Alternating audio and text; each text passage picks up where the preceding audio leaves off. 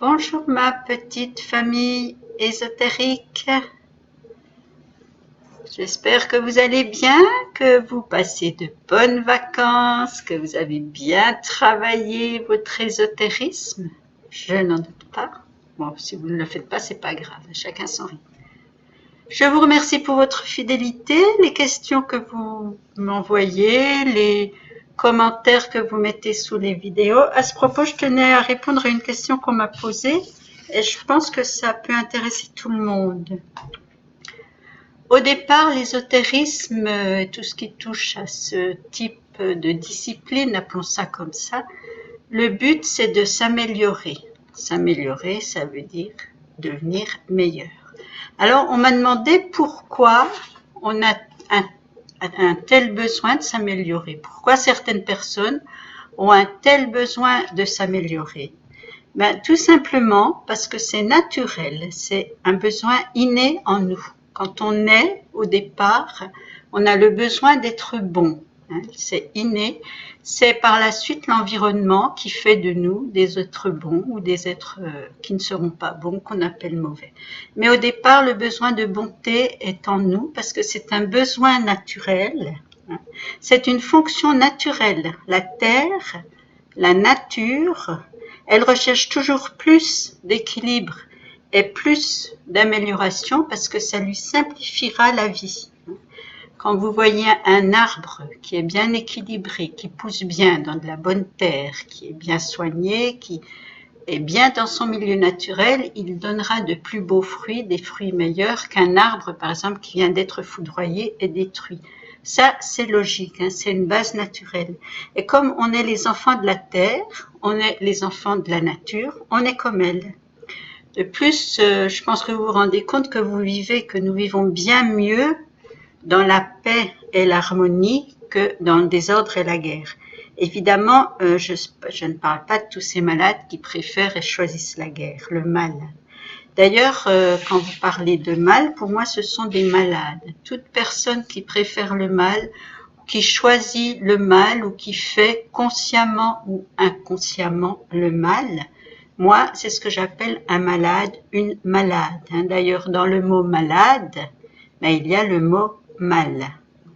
Une personne qui fait inconsciemment le mal, une personne qui est malade, elle va à l'encontre du penchant naturel, de son penchant naturel d'amélioration, que ce soit au niveau de sa santé physique ou mentale, ou au niveau de son milieu de vie. C'est pour ça que spontanément, inconsciemment, nous cherchons tous à nous améliorer et nous nous sentons bien mieux quand quelque part nous sommes fiers de nous que, au contraire, quand quelque part nous nous rendons compte que nous avons fait quelque chose qui ne correspond pas à notre bien profond, à notre nature profonde.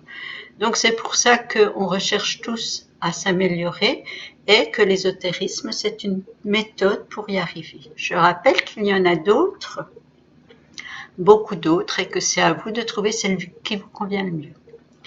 Donc là, on va revenir à nos voix, la troisième vidéo, la dernière sur les voix, ces voix qui viennent d'ailleurs. Et là, on va terminer sur le sujet, les voix venues dont on ne sait tout et que nous entendons le plus souvent dans notre tête, mais qu'on peut entendre venant d'ailleurs. Aujourd'hui, on va se poser plus spécialement la question, comment appeler les voix? Comment contacter les voix? Comment leur demander de se manifester? Pour ça, il suffit de se mettre dans un état le mieux adapté possible et l'état le mieux adapté, c'est le silence. Silence physique et mental. Évidemment, déjà le silence extérieur autour de nous, parce que ça favorise l'ouverture de notre canal aux fréquences vibratoires des plans astraux. C'est d'ailleurs une des raisons pour laquelle on recommande de méditer dans le silence si possible. C'est pour ça aussi que dans l'église, les temples, les ashrams, on recommande aussi le silence. Mais d'abord et surtout, il faut commencer par faire le silence en nous, le silence en moi, le silence dans mon mental. Et plus que le silence auditif qui vient des oreilles, il faut parler du silence mental. Tant que notre esprit tourne au maximum et que nos pensées se bousculent, évidemment, c'est difficile d'entrer en communication. C'est comme quand on téléphone à quelqu'un et que sa ligne est occupée. Ou comme quand vous voulez entrer dans un magasin le jour des soldes, si vous aimez les soldes et que vous voyez qu'il y a déjà tellement de monde que vous avez du mal à vous faufiler. C'est exactement la même chose. Sauf que là, il n'y a pas de message d'attente et la communication sera perdue. La méditation, c'est un bon moyen de faire le silence mental et certaines techniques facilitent ce travail. Une des plus faciles est de se répéter un mantra d'apaisement comme le OM, O-M, que vous connaissez tous et qui est le plus simple. Là, je vais vous donner un petit exercice d'entraînement pour faire le silence mental en vous. Donc, vous allez commencer par faire une longue inspiration de 4 ou 5 secondes. Puis, expirez sur 4 ou 5 secondes en disant ou en pensant Om.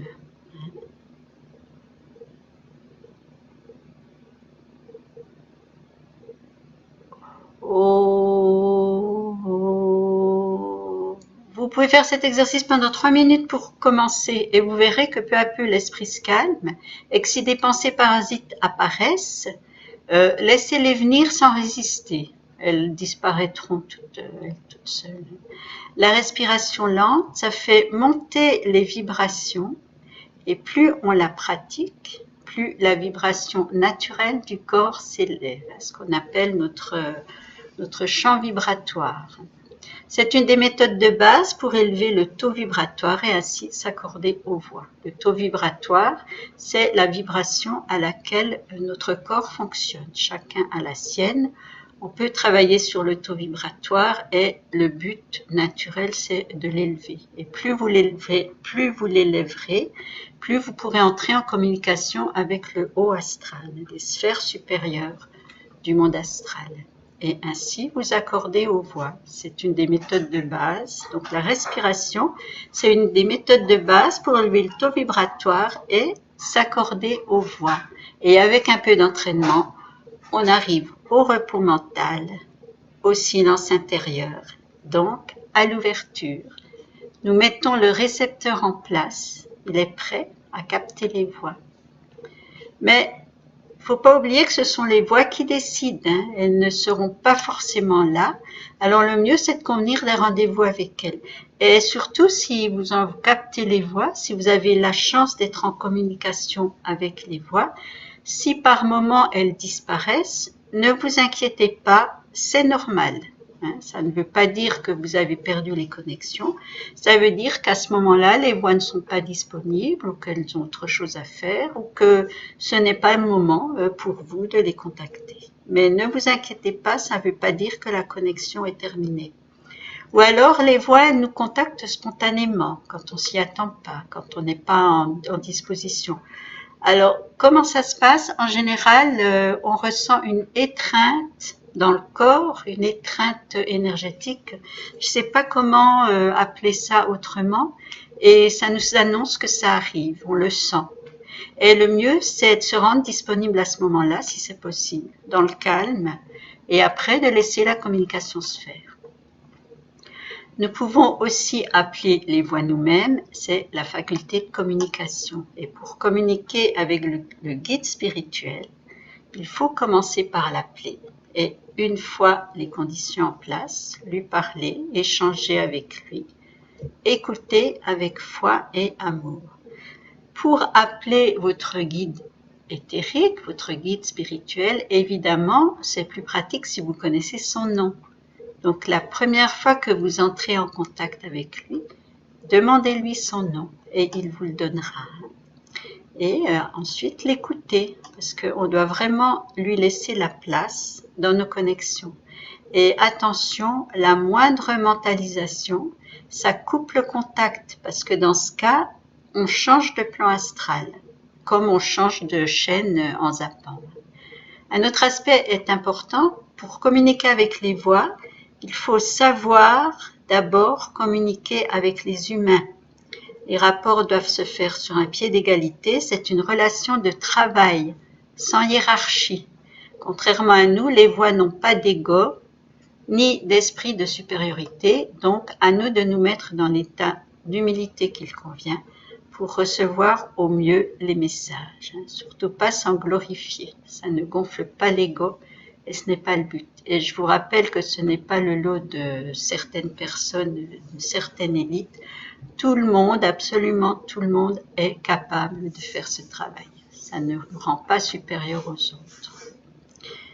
Entendre les voix, ça peut paraître un don, mais c'est aussi parfois dangereux. Et ce don n'est pas forcément un cadeau. C'est pour ça que, comme d'habitude, je vous demande de faire preuve de discernement. Parce que malgré les apparences, entendre des voix n'est pas forcément un cadeau. C'est souvent quelque chose qui nous dépasse et qu'on se sent parfois obligé d'accepter parce que ça vient de là-haut. Et c'est une erreur. Personne n'est obligé d'accepter ce don s'il ne s'en sent pas l'envie ou surtout s'il ne se sent pas en harmonie avec lui. D'abord vérifier, est-ce que ce sont des voix positives ou négatives? À nous de juger en nous fiant à notre intuition et ce que nous avons appris sur elle. Dans tous les cas, il faut faire preuve de discernement, ça je vous le dis sans arrêt. Si vous entreprenez une démarche ésotérique, n'oubliez jamais le discernement. Bien identifier les voix, surtout être capable de les supporter, sans leur abandonner notre volonté parce que nous devons travailler avec elles et non pas perdre le contrôle de nous-mêmes. De même, si ces voix viennent n'importe quand, c'est à nous de les cadrer et de les placer dans notre planning. Ça semble un peu olé olé, mais c'est vrai. Quelquefois, c'est nous qui ne sommes pas disponibles et les voix le comprennent très bien. Elles ne sont pas sur les mêmes longueurs, donc les mêmes univers que nous. À ce moment-là, il suffit de le dire gentiment parce qu'elles n'ont pas la même notion du temps que nous et c'est donc à nous parfois de les inviter aussi à respecter notre ici et maintenant, troisième dimension. Un chirurgien qui est en train d'opérer, c'est sûr que si les voix arrivent à ce moment-là, il ne pourra pas se rendre disponible pour elles. Et elles le comprendront très bien. Mais quand j'entends des voix, qu'est-ce que j'en fais? Si les voix viennent spontanément, qu'allons-nous en faire? Sans glorifier en explosant son ego? Non. Médiatiser? Surtout pas. Commercialiser ce don en rajoutant? Non plus. En parler en toute sincérité à notre entourage avec tous les risques que cela comporte, ça c'est plutôt dangereux. Ne rien dire et sans culpabiliser? Non plus. Refuser de travailler avec elles et s'en sortir frustré quelque part? Ou simplement les nier et couper ainsi tous les contacts? C'est souvent, surtout au départ, un véritable cas de conscience pour les contacter. Et la meilleure chose à faire, à mon avis, c'est de rencontrer d'autres contactés sérieux afin d'alléger cette responsabilité. Je vous ai parlé des 2 réseaux, le rêve, entre autres. J'ai mis le lien sous la deuxième vidéo pour ceux que ça intéresse. À mon avis, le mieux, c'est de ne pas rester isolé, mais de contacter des gens qui vivent la même expérience que nous. Et j'insiste sur le terme sérieux. Attention, dans tous ces domaines, il y a des farfelus aussi. Ensuite, les croire ou pas. Un autre danger, c'est de les croire trop rapidement, de leur faire confiance, de leur demander de régler nos problèmes à notre place. Et dans ce cas, on risque de transformer un être de lumière en être des ténèbres et de le faire fuir, en le prenant pour ce qu'il n'est pas et en refusant nos propres responsabilités. Ils ne sont pas là pour nous dire comment vivre, ils sont là pour nous passer des messages, nous donner des informations, nous inviter à travailler avec eux d'égal à égal et non pas à nous faire materner par eux et après les accuser de tous nos maux. Donc il faut les considérer pour ce qu'elles sont et pas plus. Intérioriser ce qu'elles nous disent, y réfléchir et l'utiliser de façon positive. Un autre danger est de croire qu'on est missionné hein, que ces voix nous missionnent, comme le fut Jeanne d'Arc, comme le fut Hitler, lui aussi incontacté. Vous avez vu que la mission n'a pas du tout été la même. Et le pire danger, c'est de devenir leur victime, incapable de se débarrasser d'elles. C'est ce qu'on peut appeler un cas de possession, mais pas forcément diabolique, et une aide extérieure sera souvent nécessaire. Dans ces cas-là, c'est qu'on s'est branché sur le bas astral, ou que le bas astral s'est insinué en nous, hein, quand le corps éthérique, le corps astral sont un peu fragilisés, qui sont fissurés, ou qui sont déplacés, ou qui traînent derrière nous, ou qu'on laisse des entrées. À ce moment-là, des voies du bas astral peuvent nous atteindre. Hein. Mais dans ce cas-là, c'est bas astral et automatiquement, il faut couper la connexion. Et le meilleur moyen, c'est de se mettre dans la lumière et de l'amour. Et de l'amour, là, les voies ne pourront plus vous atteindre parce que vous aurez changé de canal et vous serez passé sur les canaux supérieurs. Donc, vous passerez dans l'astral supérieur. Donc, si vous avez des voix qui vous inquiètent, qui vous poussent à faire des choses que vous ne voulez pas faire, qui vous jugent, qui vous critiquent, qui vous mettent mal à l'aise, ce sont des voix du bas astral. Automatiquement, on coupe, on pense amour, lumière, paix, harmonie et ça disparaît. C'est la meilleure solution. Et si on peut, on recrée son corps astral, il faut un peu refaire un recalage du corps astral, un nettoyage du corps astral. Vous pouvez le faire vous-même, j'en ai déjà parlé, hein, sinon vous le faites faire par quelqu'un, n'importe qui peut faire ça aussi. Il suffit juste de connaître un peu les techniques. Je ne sais pas si j'en ai déjà parlé, mais je pense que je ferai aussi une vidéo là-dessus. Ensuite, on parle des voix. Je vous ai dit que l'ésotérisme en général, ça peut présenter des dangers. Je vous dis sans arrêt de faire vos protections comme la bulle de lumière, allumer des bougies pour les travaux où vous ne fermez pas les yeux. Vous comprenez qu'allumer une bougie, c'est dangereux, donc on ne l'allume pas n'importe comment, n'importe où. Mais la flamme d'une bougie, c'est une excellente protection, puisque je vous dis souvent, j'aime bien cette expression, la flamme d'une bougie, c'est toujours un petit paradis où les anges viennent danser. Et la flamme d'une bougie, ça permet aux anges de descendre.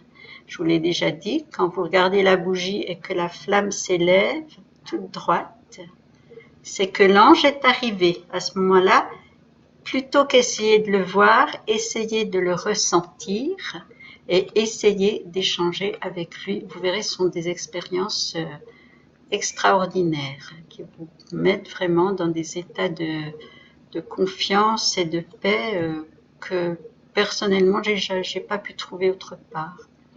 Mais si c'est dangereux, pourquoi parler d'ésotérisme? Pourquoi parler de ces voix? Pourquoi parler de tous ces aspects négatifs? Simplement parce qu'on est arrivé à l'époque des révélations. Nous sommes à l'ère du Verseau, le savoir se démocratise, la connaissance se dévoile partout. Regardez les millions de sites que vous avez sur Internet qui traitent de l'ésotérisme. Donc, il ne faut pas nier ces connaissances sous prétexte que les gens ne sont pas prêts à les recevoir. Sinon, ça se fera d'une façon traumatisante. Il vaut mieux informer sur les aspects de ces connaissances, même s'ils sont négatifs, en parlant, par exemple, du choc en retour. Le choc en retour, c'est ce qu'on appelle aussi la loi de causalité. Tout ce qu'on émet nous revient amplifié. Tout ce qu'on émet, on nous revient amplifié.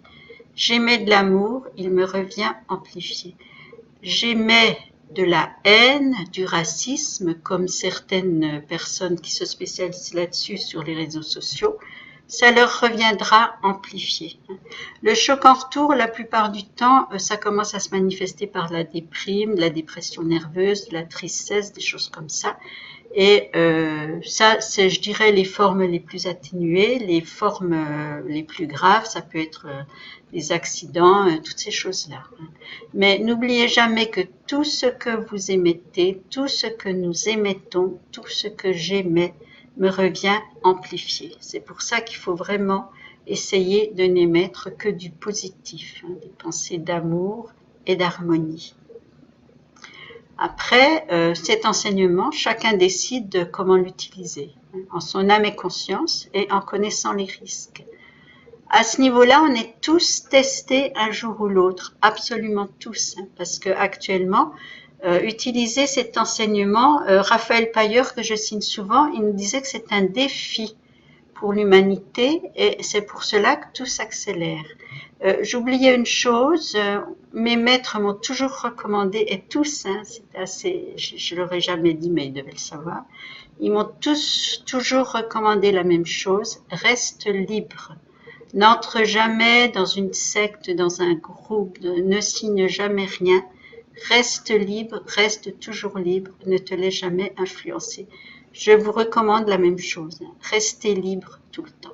N'entrez pas dans des... Enfin, vous ferez ce que vous voulez, évidemment, mais n'entrez pas dans des groupes secrets, des sectes, des choses comme ça, surtout quand on vous demande des participations financières qui sont souvent assez élevées. Mais, je le répète, chacun fait comme il veut. Donc, cet enseignement qui se dévoile et que nous acquérons de plus en plus, c'est effectivement un défi pour l'humanité. Et en plus, toutes les forces du mal ont déjà été répandues sur le monde depuis longtemps. Elles nous poussent souvent à jouer aux apprentis sorciers sans nous prévenir des risques parce qu'elles se nourrissent de nos énergies négatives. Donc, elles ont intérêt à ce qu'on ait peur, à ce qu'on soit malade, à ce qu'on vive dans la haine, à ce qu'on se détruise, etc., puisqu'elles se nourrissent de ces énergies-là. C'est-à-dire que si je déteste quelqu'un, j'émets une énergie négative qui va nourrir les entités négatives. C'est pour ça qu'il faut faire attention d'émettre négativement le moins possible. Mais les forces du mal sont déjà sur le monde, et ça vous le savez depuis la nuit des temps d'ailleurs. Maintenant, c'est bien de le savoir parce qu'on peut au moins le savoir et faire en sorte de lutter contre elles. Et dans ce cas, il vaut mieux savoir à quoi s'attendre, apprendre à connaître ses forces pour les utiliser ou les contrer en évitant les problèmes émotionnels. Problèmes émotionnels, la peur, la colère, qui mènent tout droit à la dépression nerveuse et à la maladie. C'est d'ailleurs une raison pour laquelle il ne faut pas offrir aux enfants des jeux de sorcellerie. C'est la mode en ce moment. Évitez ça. C'est un réel danger et moi je trouve extrêmement inconscient de mettre dans le commerce ce genre de jeux pour enfants et surtout de leur offrir. Voilà, en conclusion, je vous dirais qu'avant d'analyser le côté heuristique de ce phénomène des voix, à mon avis et selon mon expérience, je pense que la première voie à laquelle nous devrions nous connecter est celle de notre âme. Connectez-vous à votre âme, c'est la première voix qui vous parle, c'est la première voix qu'il faudrait essayer d'entendre. Voilà, je termine là-dessus aujourd'hui. Je vous remercie pour votre fidélité. La prochaine fois, je vous donnerai un petit rituel pour les cœurs malades, pour les gens qui sont dans des difficultés amoureuses, qui s'appelle le rituel du désamour. C'est aussi suite à une demande. Et puis après, on continuera sur l'enseignement. En attendant, moi, je vous dis au revoir. Continuez à passer de bonnes vacances si vous êtes encore en vacances et à bientôt. Travaillez bien. Au revoir.